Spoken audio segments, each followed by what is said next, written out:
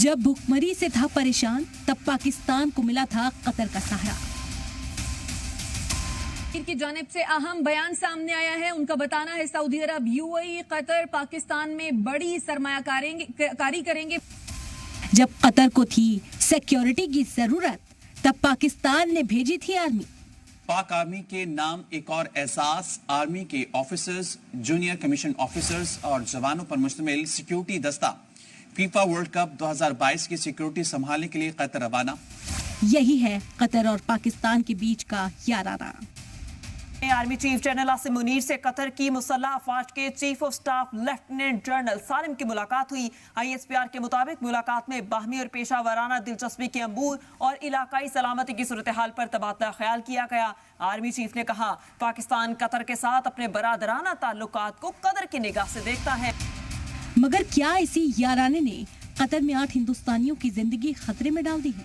क्या कतर में 8 हिंदुस्तानियों की मौत की सजा के पीछे पाकिस्तान और कतर का यही याराना था? सवाल वाजिब है, क्योंकि उन 8 हिंदुस्तानियों के खिलाफ शुरू हुआ ट्रायल और पाकिस्तान और कतर की आर्मी के अफसरान की मुलाकातों के बीच की टाइमिंग दोनों काफी हद तक मैच करती है। कुछ दिनों पहले मौत की सजा पाने वाले हिंदुस्तानियों को पिछले साल अगस्त के महीने से जेल में बंद कर दिया गया था। उससे पहले साल 2021 में पाकिस्तान उस वक्त के फौजी सरबराह जनरल बाजवा ने कतर का दौरा किया था। फिर 2022 के जून महीने में कतर के फजाइया चीफ इस्लामाबाद पहुंचे। एक बार फिर 2022 में उस वक्त के पाकिस्तानी फौज के सरबराह ने कतर की राजधानी दोहा का दौरा किया था।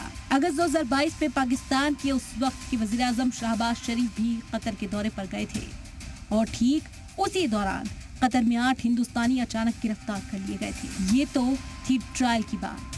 अब मौत की सजा की बात करते हैं। इन भारतीयों को कुछ दिनों पहले ही मौत की सजा दी गई, जबकि इसी महीने 12 अक्टूबर को पाकिस्तानी फौज सरबराह और कतर के फौजी अफसरान की मुलाकात हुई थी। अब आप सोचिए, हिंदुस्तानियों की गिरफ्तारी से पहले भी पाकिस्तान के फौजी अफसर कतर से मिले और उनको मौत की सजा मिलने से पहले भी पाकिस्तान और कतर के फौजी सरबराहों ने मुलाकात की। आखिर इतना बड़ा इत्तेफाक कैसे हो सकता है? जाहिर है ये टाइमिंग कोई इत्तेफाक नहीं, ये किसी बड़ी साजिश की ओर इशारा कर रही है। साथ ही जिस कदर कतर ने भारतीयों को एक तरफा मौत का फरमान सुना दिया है, वो भी शक के दायरे में आता है।